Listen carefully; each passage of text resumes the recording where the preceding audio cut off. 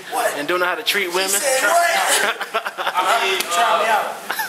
It plays a big role. Like I say, like what CT said earlier, it plays like when the media, the music, hip hop plays a big role in that. I mean, a lot of big name artists like Gucci Mane, Lil Wayne, T.I. They make it cool. They make it cool for the people like black African American males. They make it cool for them to be thugs, portray the image, but they don't know that they just doing it for the money. While we out here struggling, living the real world, while they out there yachts and making millions. We live in the real world while they out there. I don't think. Yeah, you're right. I'm saying there's good men out there and there's bad men out there. I'm gonna feel like this. I feel like this. This is what I'm gonna say about the whole thing. Black women say that, but ain't nothing like a black man. You know what I'm saying? I'm gonna be real with you. Cause I know ain't no other race got nothing on me. Not being racist, not being powerful, but I just know. Yeah, you know what I'm saying? I know what I can do, you know what I'm saying?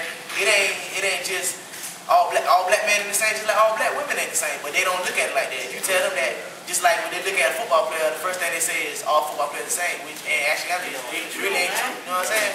So we have to understand but like I said, that what comes from our mouths, our voices speak our consciousness. Our consciousness is our awareness of the world. Yeah. And when our consciousness is limited to a certain perspective, a certain world, you know, that's what we push out.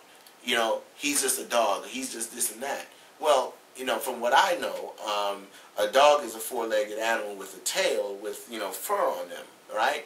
I don't look like that, you know, but, you know, help me understand what a dog, you know, does or is, or, you know, help me understand that. You know, a woman or a man is going to allow somebody to do what they are going to do. Going back to the words of Frederick Douglass, you know, the limits of tyrants are prescribed by the endurance of those whom they oppress, right? So if you allow somebody to do these things to you, then they're going to continue to do it over and over again, you know. So it's really about, one, getting away from these stereotypes and really taking time to break down what these really mean. And a lot of people are not put in challenging situations where they're forced to really look at that, you know, and to know that your words are very offensive. Face the ultimate challenge as far as education. You know, our school system, we don't get the education that we need.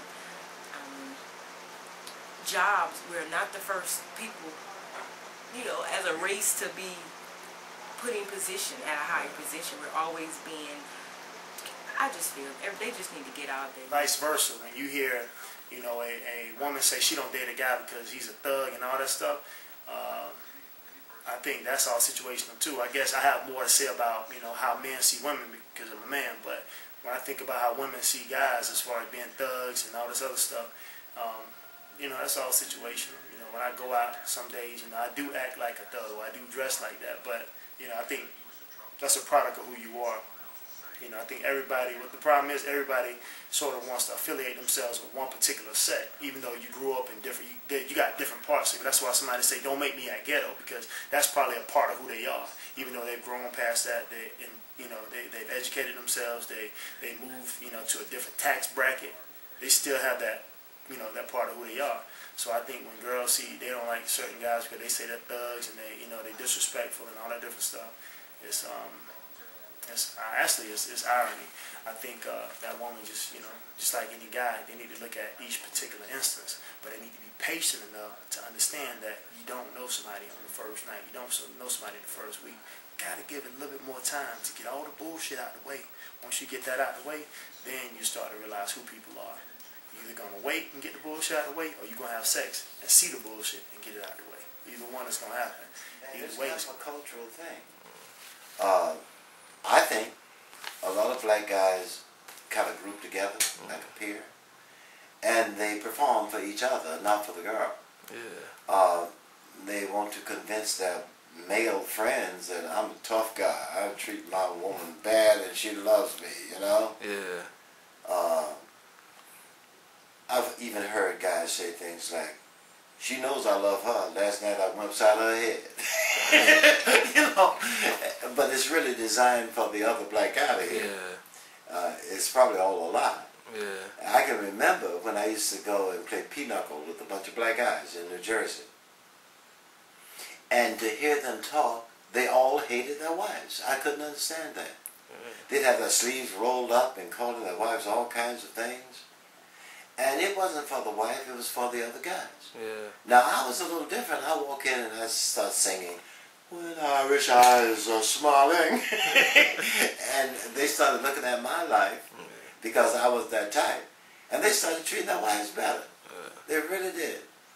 I saw that. It actually happened. It was really funny because they say, "Here comes Doc."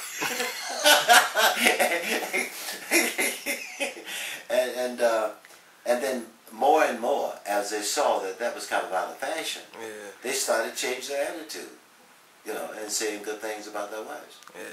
But I think a lot of black guys posture for each other. I'm tough. I'm tough enough to be in the gang. I'm blah, blah, blah, you know, and I'm not gay, you know, all that kind of thing. And they think that to show that testosterone is the thing to do, and I think some girls get too. Like we spoke about earlier,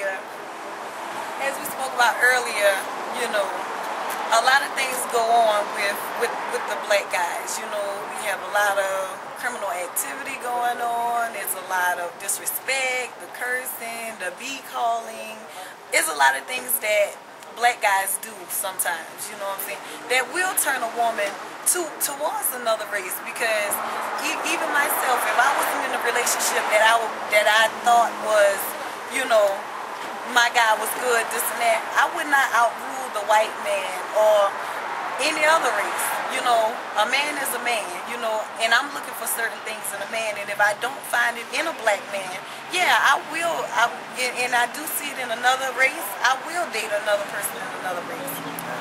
But a lot of times, black guys tend to be disrespectful a lot of times, but like I said, it goes back to you setting your standards and what you're looking for and what you won't put up with from a man.